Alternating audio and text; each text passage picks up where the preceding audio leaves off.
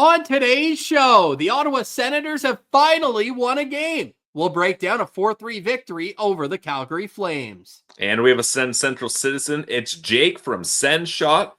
And Sens fans, get your garlic dipping sauce ready because the pizza line returns. This is Brady Tkachuk, and you're listening to the Locked On Senators podcast. You're Locked On Senators, your daily podcast on the Ottawa Senators. Part of the Locked On Podcast Network, your team every day. Welcome! You are locked on to the Ottawa Senators, the only daily podcast covering the Sens. On the outskirts of enemy territory, I'm Ross Levitan, alongside Brandon Piller up in the Blue Mountains. Today's episode is brought to you by FanDuel. You can start the season with a big return on FanDuel. New customers can place a $5 bet and get started with $150 in bonus bets if you win that first bet. Just visit FanDuel.com to get started. Today is Tuesday, November 26th, and Pilsy, that felt like a shot at me with the garlic sauce in the intro.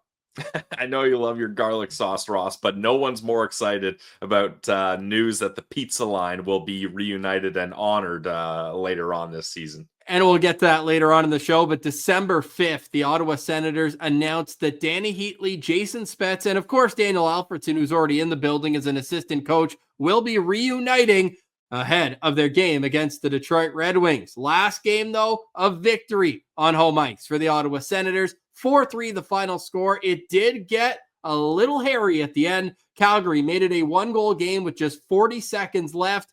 Did you feel like it was falling apart? No, which is rare for me to say, Ross, but I did not feel like it was falling apart. That felt like the reverse game for the Ottawa Senators, where the other team usually is up 4-1 and then the Senators bring it back and put lipstick on a pig 4-3. Does that sound familiar to you? Yeah, the game up against the Canucks was basically the same thing. So it's nice to be on the right side of that one for once. And I like how the Senators came out in that game. I know that they allowed the first few shots, but I felt like the first period very physical. Very physical. They got the first goal against Classic. It was almost to the Ottawa Senators benefiting from a failed challenge. And it was Classic. Oh, okay, fine. Because initially I was like, wait, you can wait an entire TV timeout before deciding to challenge? Like, shouldn't there be a little bit of, pressure on the team to make a decision a little faster? Yeah, I don't understand how they were given that extra time, but it didn't end up helping them, so I'm not going to complain about it. Well, it ended up hurting them. Ottawa goes on the power play, and they had 9 power plays in that game. And I saw some Flames fans being like, oh, the refs did it in. This was, the equivalent of Ottawa versus Carolina, where that really turned the momentum of the game. But look at the penalties. Yeah. The delay of game penalty for a failed challenge, that's non-negotiable. Puck over the glass, that's non-negotiable. A high stick in the face resulting in blood, that's 2 penalties, and that's non-negotiable. So there's 4 power plays right there for the Ottawa Senators. The 5th one, to me, the one that Flames fans were keying in on, was the trip on Claude Giroux. That's a savvy play by Giroux to take a stride in to where he knows the contact's coming from with Mackenzie Weegar. What were your thoughts on that one? Well, it's nice to see Claude Giroux smile, Ross. We haven't seen a lot of smiles from Claude Giroux, and after that, he knew exactly what he was doing, and he had the biggest grin on his face. And Mackenzie Weegar is even like, you know what you did there, and Claude Giroux is like, Well, so it's good to see him smile. But it wasn't a dive. It wasn't a flop. It was putting yourself in a position where a penalty has to be taken. Exactly, and that's the thing, because Giroux could have taken the outside step and got around him there, but it's just the way it happened. Side note: after playing the Flames, we got to find a way to make Mackenzie Weegar an Ottawa Senator at some point. That guy is awesome. Good luck. I know, Ross, you've been after Mackenzie Weegar for a long time, but the Flames are not going to trade that guy. No, he's so awesome, and Ottawa. And he's on a great contract. Well, Ottawa was close to getting a deal done, apparently, at the 2022 draft. They pivot, they get Alex DeBrincat, and then obviously the Florida Panthers used him in a trade that benefited them greatly, getting Matthew Tkachuk down to South Florida. So you look at the Ottawa Senators last night, it was nice to see it. And I know they go 2 for 9 on the power play, but Adam Gaudette's goal was 2 seconds after the power play ended. Yeah. It was still the second unit out there. Ridley Greg with 2 unbelievable assists. And now, is that starting to be a signature Ridley Greg move. The little backhand feed cross seam. He did that the other night too. Yeah, and Ridley Greg, I think, has found his rightful place back in the bottom six, and that's not a knock on Ridley Greg. It's hard to be a top six forward, especially as a young player, but he just looks so much more comfortable and so much more effective when he's playing a bottom six role. My favorite part about last night's game, though, was the captain saying zip it to all of the negative energy around him. He was a dog. He had Scored twice. Yeah, well, he had the goal waved off, which initially, like, they just changed that rule in 2019. I didn't delete the tweet because I wanted people to see my thought process throughout, but how funny would it have been if they wasted their challenge on the first goal and then an obvious goalie interference, they didn't have it. Now, it makes sense why they changed the rule for situations like that. And now, if you fail a challenge, you don't lose a timeout. You lose 2 minutes of 5-on-5. You get a penalty. So I do enjoy and understand the rule, but in that one circumstance, boy, would it have been funny. So Brady Tkachuk has that goal taken back. He gets another goal taken back because how often do we see a double deflection? Brady got a piece of that point shot on the Senators' second goal, and then Drake Batherson got another piece of it. So it's Batherson's goal officially. The captain, though, getting an assist there and scoring what ends up being the game winner. 5 shots on goal, and this is just classic, like the negativity around Brady Tkachuk. Look, I understand, and Michael Andlauer said it at intermission of the Amazon show as well, like we need to mature as a team, and of course Brady's a part of that, but you need to allow him to play with the emotion. But we see these internet people that follow the NHL but not the Senators, and they just see the clips when it happens, when the frustration mounts. And we even saw someone reply to a tweet about Brady being a bad leader, being like, he's the bad leader. It's like he just scored the game-winning goal and was all over the ice literally 5 minutes ago. But no, you're waiting for the 2-minute clip that goes out on social media, and you're going to roast him for that. So I hate that he had to address that today or after the game. Like, that should not be asked to Brady Tkachuk. That is not his problem. Fans are going to have a variety of opinions when your team is losing. To put that on him, I just thought was extremely unfair. Yeah, as the Locked On Senators podcast, we disavow anybody talking about Brady not being a good leader. The idea of trading Brady is crazy. So we stand behind our captain here. And you saw it last night. Like, this guy carries play. He always seems to be in the right spot. And boy, did Adam Godette fit in well on that line, eh? Like, I know he scored the goal with the second power play unit out there, but he feels like a kind of guy that when he gets open space, that's when he makes his best plays. And with Timmy dancing, I mean, Timmy was all over the ice last night again. We are really witnessing him elevate into the superstar that we believe him to be. And I felt like Adam Godette fit in way, way better than I thought he would on that line. Well, and he's hot right now. Like, don't limit him to fourth line role when he's one of your best goal scorers. Like, get him on there. Try to shake things up, put him with your most skilled players, and see what happens. So, do I think Adam Godette is the answer to the Ottawa Senators' problem of finding that coveted sixth forward in their top six? Maybe not long term, but he's hot right now. Ride it, and hopefully he can continue. Tied for second in the National Hockey League with Jack Roslovic of the Carolina Hurricanes for goals per minute of ice time. The only guy ahead of those two, you might have heard of him, Alex Ovechkin, who's chasing down Wayne Gretzky at being the best goal scorer of all time. The hockey gods stay hot. That's 9 goals. He would be leading a number of playoff teams in goal scoring. The Vancouver Canucks, notably, were just in town. They don't have anybody with more than 7 goals. The Calgary Flames, they're a mediocre team that's been propped up by unreal goaltending. Yep. And Dustin Wolf was great too last night. On the 5-on-3 for 2 minutes, he made a number of 10-bell saves. I got to tip my hat to what we saw in goal from Dustin Wolf.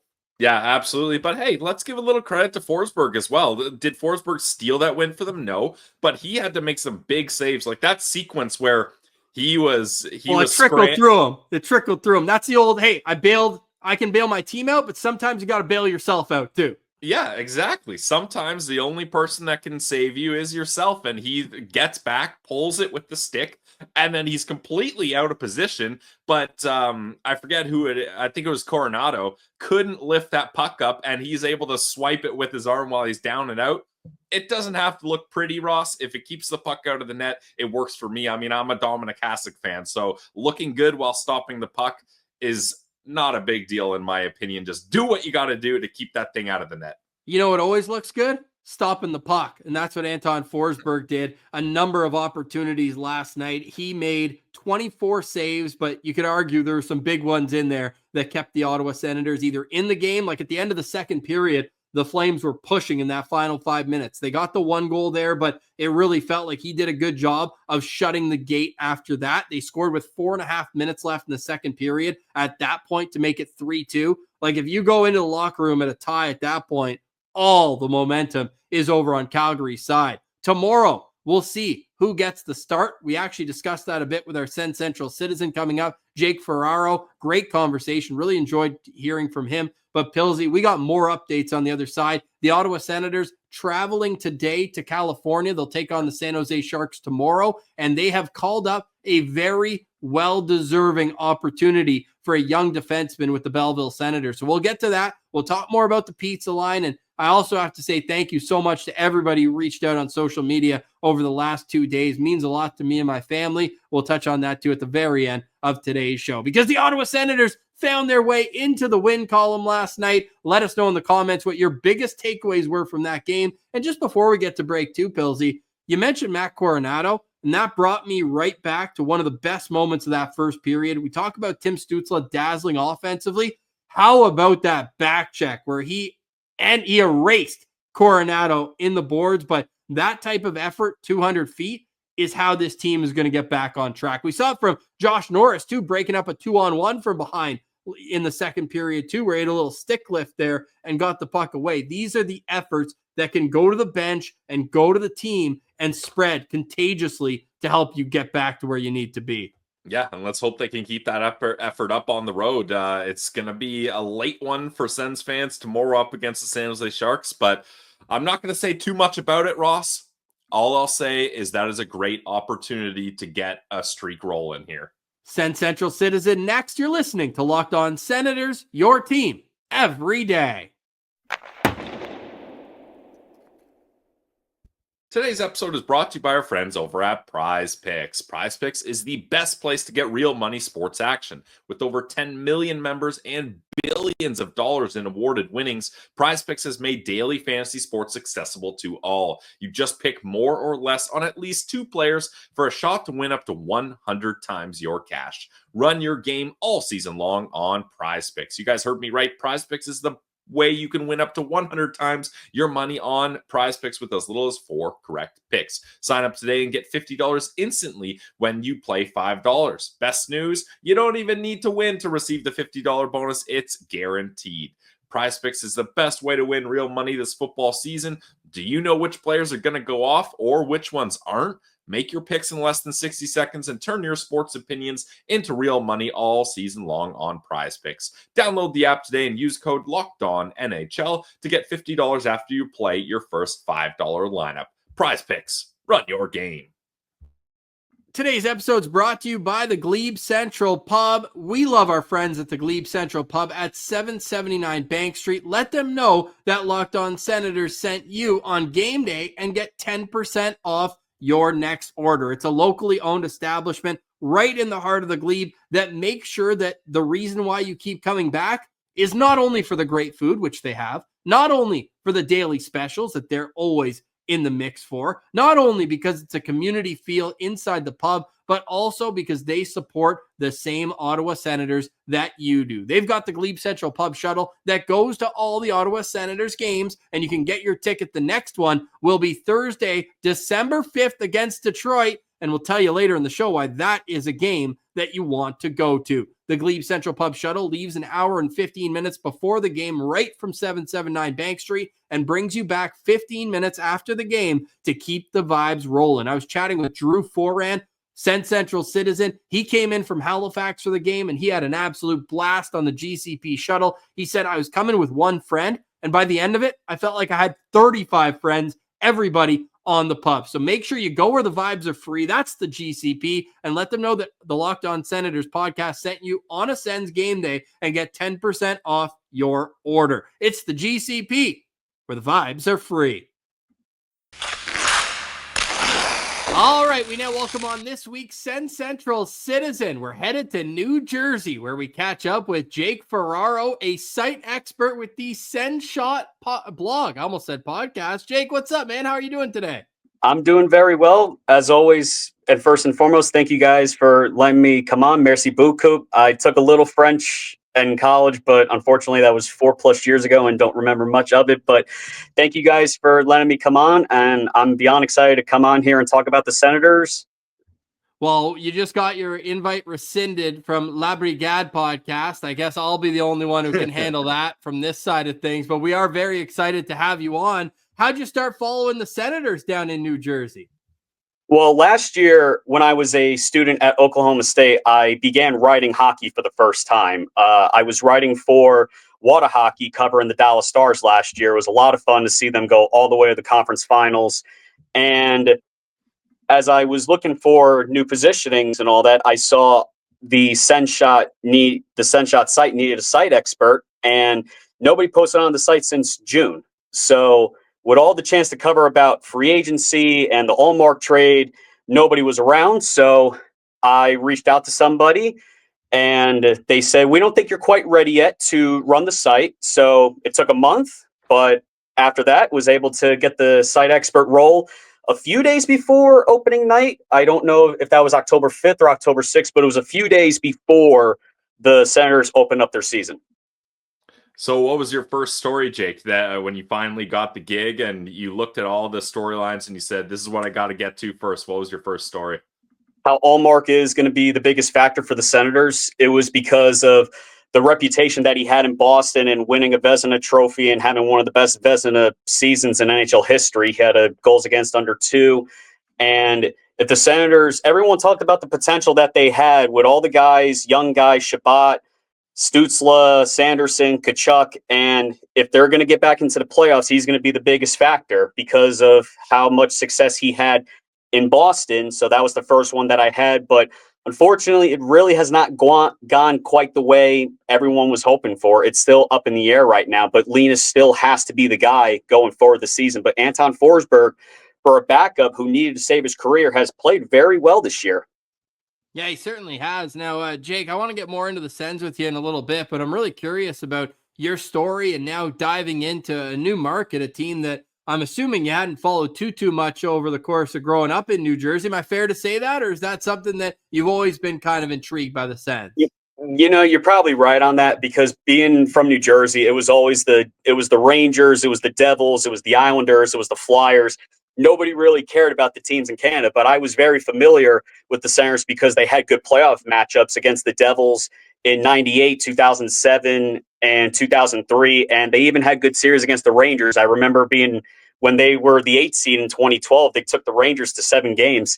And of course, 2017, they beat them. So they had good playoff matchups, but I was always familiar with Daniel Alfredsson, Spezza, Heatley, Chris Phillips. I was familiar with those guys, but being the site expert, you're trying to know the Senators heart by heart. I'm trying more and more, obviously. That's actually perfect. I was hoping you'd say that, because that brings me to my next question is, what have you learned not only about the Sens, but about the community since you started following? Ottawa cares. It's the capital of Canada. They care deeply. They're trying to get a championship to Ottawa, and their fans are passionate. Everyone for years would criticize the Sens about the bad attendance and all that. I made the defense. I was like, well, that's because when the team's terrible, not many teams want to go. Being from New Jersey, when the Devils were terrible for those years, nobody went to games. If you looked at the Devils' attendance from 2013 to 2022, bad attendance, except a couple of years when they went to the playoffs in 2018, and they had some up-and-coming years, but they didn't get in. But the Senators, I mean, when you're bad for all those years and you're in a 7-year playoff drought, you're going to lose interest. But they still have their diehard fans, and that was one thing that Travis Green alluded to immediately in his postgame press conference, how loyal the fan base is and how much they do care. And I'm excited that they're going to downtown Ottawa. Well, if you're so familiar with New Jersey, then you would have been able to see Travis Green as the interim head coach for a little bit last season. What did you think when the Ottawa Senators decided that he was going to be the guy that steers this ship for them? I was kind of shocked, actually. I didn't know after last season that he would get a head coaching job immediately, because he walked into a very unfair scenario, I think, because they fired Lindy Ruff. The Devils were supposed to be good last year. They didn't. The one thing I thought that was very understood why they did hire him was because he did coach in Canada. He was the coach of the Canucks. They went to the playoffs, but the end of his Canucks tenure, it was a brutal one. So they had a couple of other coaches to choose from. I know Berube was one that a lot of people wanted, but I was a little stunned. Even Lindy Ruff would have been. You look at Lindy Ruff in Buffalo, he's saving the Sabres right now. So, I mean, I think Ruff had a better resume than Travis Green, but they're trying to get behind him. You know, they got him to a 4-year deal, and he's had it rough to begin. Hope you're enjoying our conversation with Jake. We'll get right back to it. But first, Pilsy's got a word from one of our favorite sponsors. Yes, this episode is also brought to you by FanDuel. Get ready to tackle the NFL action with FanDuel, America's #1 sportsbook. Right now, new customers can bet $5 and get $150 in bonus bets if you win. The FanDuel Sportsbook app gives you everything you need to place live bets on the NFL all in one place. So when you get a hunch in the middle of the game, you can check out the latest stats, view live play-by-play, and so much more on the same page where you place your bets. Just visit FanDuel.com today. You'll get started with $150 in bonus bets if you win your first $5 bet. And Pilsy, that $5 bet, you could have tailed Lily. She's 1-0 with her Levy locks. Sens win, Brady to score, bang. Hey, you got to know when the slump busters are around. And if you got a hunch and you think you know when teams are going to break their slumps or keep their streak going, get it on FanDuel. That's FanDuel.com. All right, now back to our chat with Jake. So, following the Ottawa Senators now, who are the players that have caught your attention right off the bat?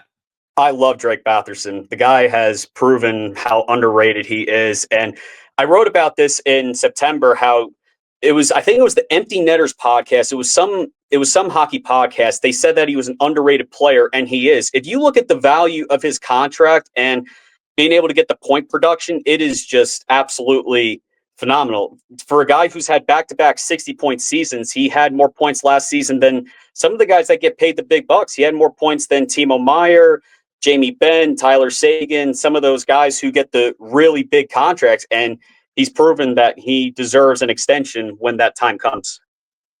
Yeah, definitely Drake Batherson's contract is one of the things that make him very valuable apart from what he does on the ice. Jake, a lot of Sens fans are kind of in turmoil right now. A lot of trade rumors going around. A lot of Sens fans feel, hey, maybe this core of players can't get it done. They got to make a major move to shake things up. How would you feel about using Batherson as a trade chip just because that's such a valuable contract? He's still a good player. Do you think that's a route that the Ottawa Senators could go, using his value to try to bring something big to the team? Or is it for you can't trade this guy, you got to keep that value in your own system? I don't think you can trade him. What's he at, 9 goals right now, 20 points? I think he's too valuable to trade. The one guy who has already been in trade talks already was Josh Norris. Frank Saravalli of Sportsnet reported, it was over the weekend, they were hearing talks about Norris getting traded, and I think they would try and trade him more because he's got a more expensive contract and he's got a longer contract, and they might want to trade him. Another guy they could trade is Shabbat. Shabbat's been another long-term player just like Norris, and his contract's long, and he also has a big price. So I think those two guys would be the ones that they would look to trade instead of Batherson, because Batherson, I think he has potential to reach 80 points this season. If all works out well, he's playing very well. I think he could be on the top line playing next to Tkachuk and Stützle. I really think that's something Travis Green could look into.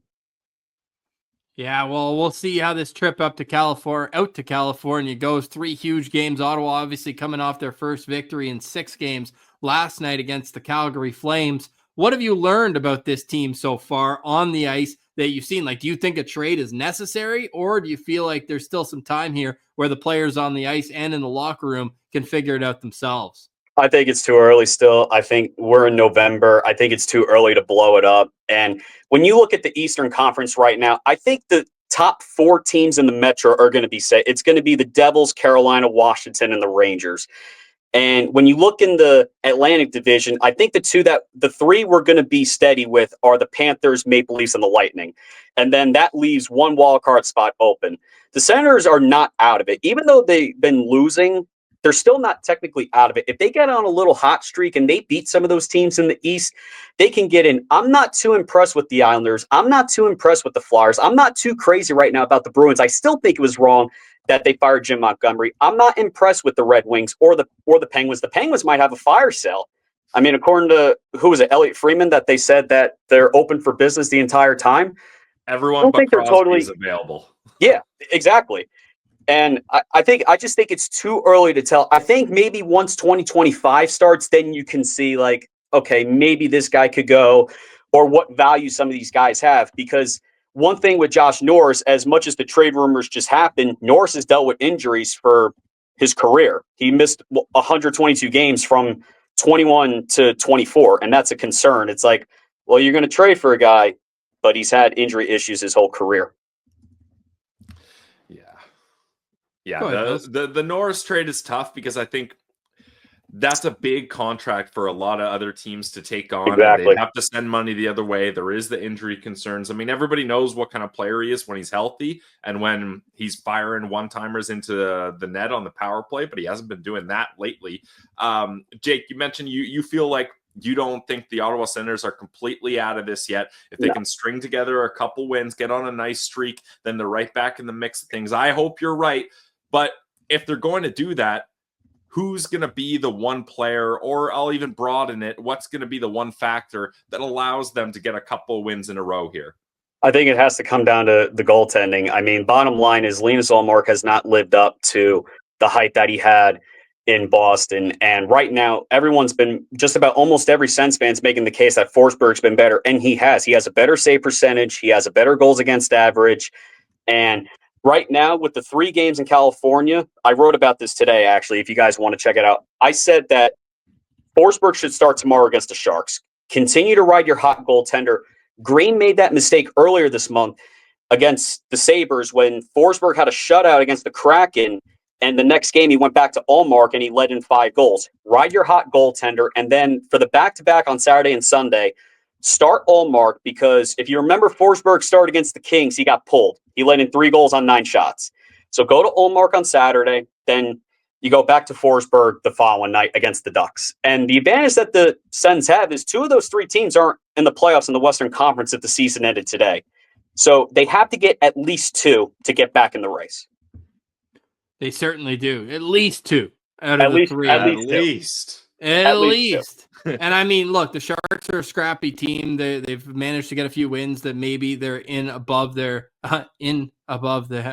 deep water. Stupid. I didn't even want to finish that one off. So take with that what you will. They're in up to their neck in water, but they're still finding ways to stay afloat. How's that? And our guy over at Locked On Sharks, JD Young, he's collecting infinity stones of teams that lose to them, and all of a sudden their thumbnail on Locked On the next day is this rock bottom? Is it time to panic? And that can't be us, especially after losing in San Jose 2-1 last season. The Sens haven't won in San Jose since COVID. Like, let that sink in. That's all obviously just once a year, but those are some pretty poor Sharks teams. So what's one thing, Jake, that you're looking for on this road trip that can give you more hope that there's sustainable success coming for the Ottawa Senators?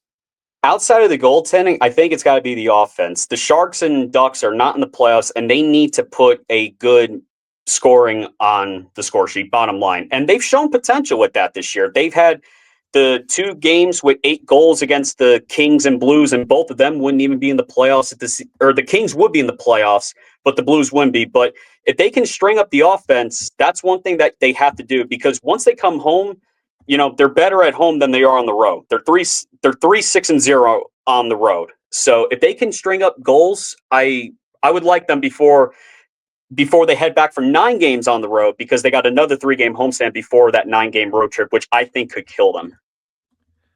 Yeah, the 9-game road trip is going to be... That was so unfair. The one thing I'll say about that, though, is they're going to be able to go home twice in the road trip. They've got 3 games, then they've got the Christmas break, then they've got 4 games, and then they have 3 days off before the road trip ends in Detroit. So I'd imagine they'd fly home from Western Canada, have a couple days, then just it'll more feel like a 1-game trip to Detroit. But you're right. They haven't had much success on the road to begin with. So And that's how so much is that can help? And that's so unfair. The NHL scheduled that a 9-game road trip in the middle of the season, which could make or break their season. That was Well, so that's because the unfair to World schedule. Juniors are going to be in Ottawa, right? So that's where that comes in.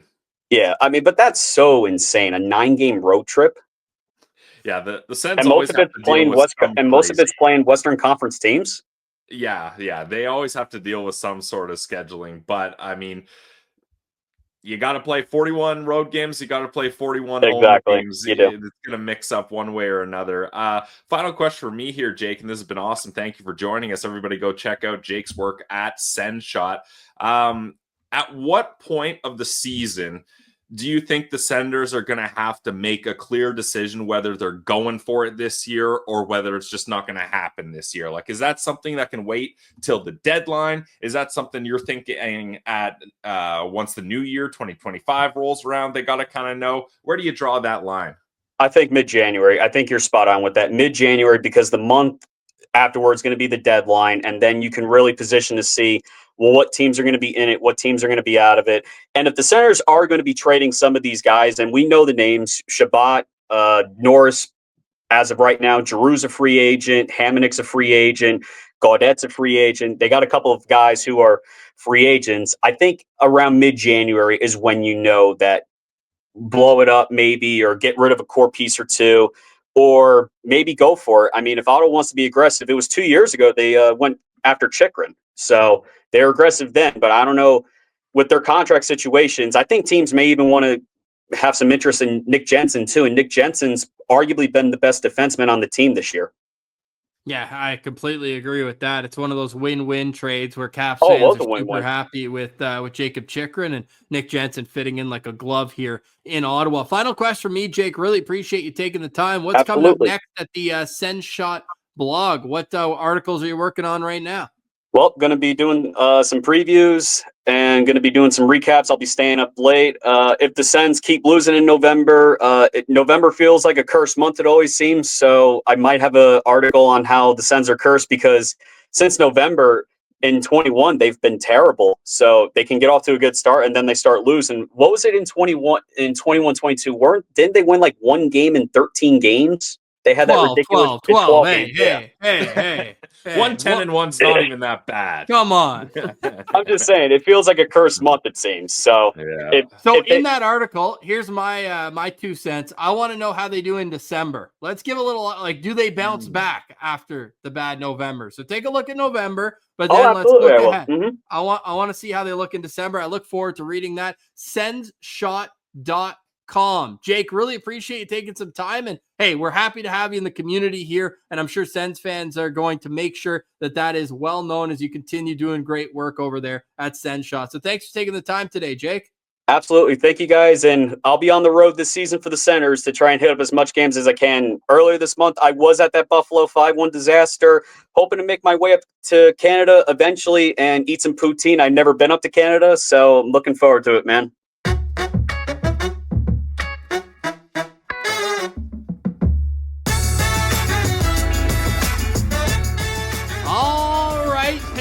We made it to another episode of Locked On Senators. Your team every day. We take that quite literally here at LOSP. It's a late drop today. Of course, I've got some personal things going on. Very exciting. We welcomed my baby girl to the world at 4:30 in the morning. My wife is an absolute champion, and Pilsy, so are you for taking the reins yesterday. I really appreciate that. Hey, no problem, buddy. I'm happy that everything's going well and that Lily was exactly what this team needed to get out of that 5-game losing streak. So that's great. And so stoked for you and the rest of the family.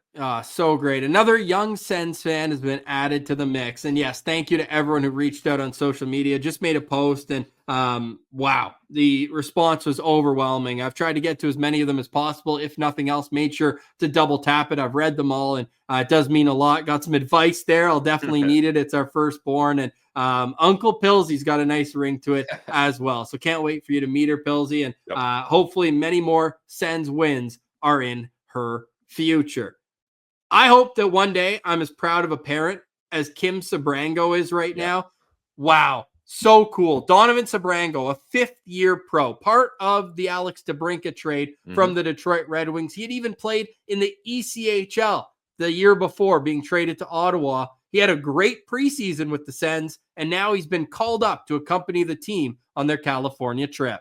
Yeah, I mean, Ross, what a way to start your NHL career, a Cali trip. That's pretty awesome. Donovan Sebrango, an Ottawa guy, Ross, so you love that even more. Even spent some time with the Ottawa Junior Senators. So to have him be able to hopefully get into a game for the Sens is incredible. And if people aren't familiar with Sebrango's game, he scored arguably the goal of the year in the AHL a couple weeks ago. Go check out that highlight. It's an absolutely nasty goal, and he's having a good season down with Belleville so far. In 14 games, he's got 2 goals, 4 assists for 6 points, and he's definitely a guy that's earned a call-up, and we're excited to see what he's got. He looked great in the preseason. Couple bombs from the point, too, that went in. Remember that? He had a couple goals in the preseason. Well, it brought me to the Ottawa Senators D-corps and how there hasn't been much offense from the back end. The Senators this season only have 3 goals from all their defensemen combined. 3 goals. So I'm not saying Donovan Sebrango is going to come in here and score a hat trick in his first game, but I will say that it would be nice to get a couple more offensive looks from the defensemen on this team. Who knows if he gets in the lineup tomorrow or on the weekend. We know that when you go out west, you want to bring an extra defenseman, an extra forward, so you're not flying someone in, especially with Saturday, Sunday being a back-to-back for the Senators. It's a quick turnaround. So an awesome call-up, if for nothing else, to acknowledge the start that he's had. Hey, come on the trip, practice with the team, and if we need you, you're our guy. Now, one thing that makes me a little nervous, though, they call up a left shot defenseman. Thomas Chabot left the game last night in the second period, did come back in the third, played 5 minutes in the third period. He blocked a shot off his foot, so hopefully Shabby's doing okay. But it is great to see Donovan Sebrango get that look, and you could potentially get another moment like the Sens got last night with Cole Reinhardt scoring his first goal. I know you guys touched on it on the postcast, but the fact that he was the 10th player selected by Ottawa in that 2020 draft,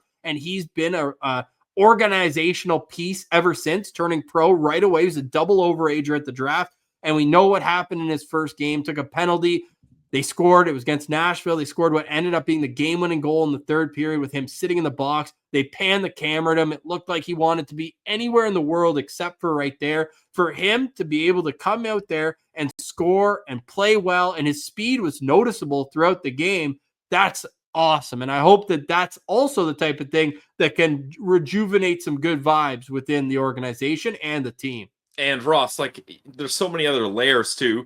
First, having the goal assisted by 2 other 2020 draft picks in Ridley Greg and Jake Sanderson. Second, him being a Calgary guy, so getting your first goal up against the Flames. And third, the broken stick as part of your first goal.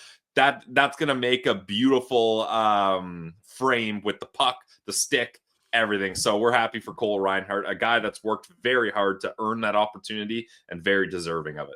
Very deserving. You know what else is well-deserved? A pizza line reunion. Ottawa Senators fans have their thoughts about how Danny Heatley left the organization, and we covered this when we heard Danny Heatley on a podcast about 2-3 weeks ago, saying that he will be coming to Ottawa in December. Well, the date is December 5th, and Danny Heatley, along with Jason Spezza and Daniel Alfredson, I'm assuming it'll be a ceremonial puck drop, something like that, but to get Heatley back at least like arm's length or closer to the organization, it's so important because all the best organizations, they honor their past. And yeah, things ended poorly. But the fact is you cannot tell the story of the Ottawa Senators without Danny Heatley and without the pizza line. People who are maybe new Sens fans or just liked watching them play, they're like, why the pizza line? One of my favorite stories to tell non-Sens fans is how that line got its name. The pizza promotion was Senators score 5 goals and win. Everybody gets a slice of free pizza the next day. And I swear, my first 2 years at Lisgar was 05-06 and 06-07. And there was a pizza right on the corner. I believe it was not Gilmore. It was Cooper Street, Cooper and Elgin. And I swear, I ate free most days because at one point, Pizza was like, we might go out of business here. 7-3-7-11-11. Nuh-uh. They upped it to 6 goals. They made them change their promotion because they were scoring so much. Yeah, that was awesome. And yeah, that's where the pizza line name comes from. Easily the greatest line to ever play on the Ottawa Senators. I mean, those 3 players, Spezza, Alfie, Heatley, they hold most offensive records in this franchise. So it's going to be awesome to see them together. And single season records are all Spezza, Heatley, Alfredson, and all from those 2 years. Like it's almost comical. So the fact that he's coming back, you can say what you want about it. I know people have ripped off the letters on the last name of jerseys they have of Heatley, so it spells hate instead of Heatley. But look, time heals all wounds, and some would say that he was actually ahead of his time in terms of not getting along with the owner of the Ottawa Senators. So I think all in all, it's a great thing for the organization to be able to bring back players that meant a lot during their time here. Heck, he played 4 seasons here and he's 5th all time in goals in franchise history. Like, that tells you all you need to know about what Danny Heatley meant. The Ottawa Senators have 2 50-goal seasons. He has them both. Nobody else has more than 45. Funny enough, the guy they traded him for had that 45-goal season, Marian Hossa. He's got the first most points in a single season. He's tied for the second most points in a single season. And that tells you all you need to know. So I think this is going to be a great time. And not only for him, I think that's going to get all the headlines, but Pilsy, Jason Spezza hasn't been around the Ottawa Senators at all as an alumni or anything. I know he's busy carving out his own executive career. With our biggest rivals. Yeah, but what Jason Spezza did was give Ottawa the first electric talent, 2nd overall pick, and he was worth the price of admission as well. So I think this is going to be a really cool night. Hopefully they can put an exclamation point on it with a victory that night. And hopefully they have a successful road trip so that the vibes can be a little bit better when that time comes on December 5th. Yeah, definitely. The Sens better do some sort of pizza promotion in the arena for that night too. I want to see, at the start, during ceremonial puck drops and stuff, everybody put your phone light up, blah, blah. Everybody raise your pizza slice, and everybody's just got a pizza slice. Let me just grab my garlic sauce first, Bill. Let me just grab my garlic sauce. Yeah, that would be awesome. It would be so awesome. Bill, any final thoughts on today's show? And also, let us know in the comments what you think about this, because I know it's not 100% in terms of the approval rating for this. So if you're against it, why? Yeah, fair. No final thoughts for me. Let's get this late episode out ASAP. All right, we'll be back tomorrow with a game day preview, 10:30 p.m. puck drop. And if you're wondering, don't. We got the postcast for you after tomorrow night's game. So have a great evening, guys. Have a great start to your day if you're listening to this on your morning commute. And we'll have another episode of Locked On Senators. It'll be a later morning skate, right? They're traveling here today, so it will be on Pacific time. But look for another episode tomorrow of the Locked On Senators podcast. That's Brandon Piller. I'm Ross Levitan. This has been the Locked On Senators podcast, your team every day.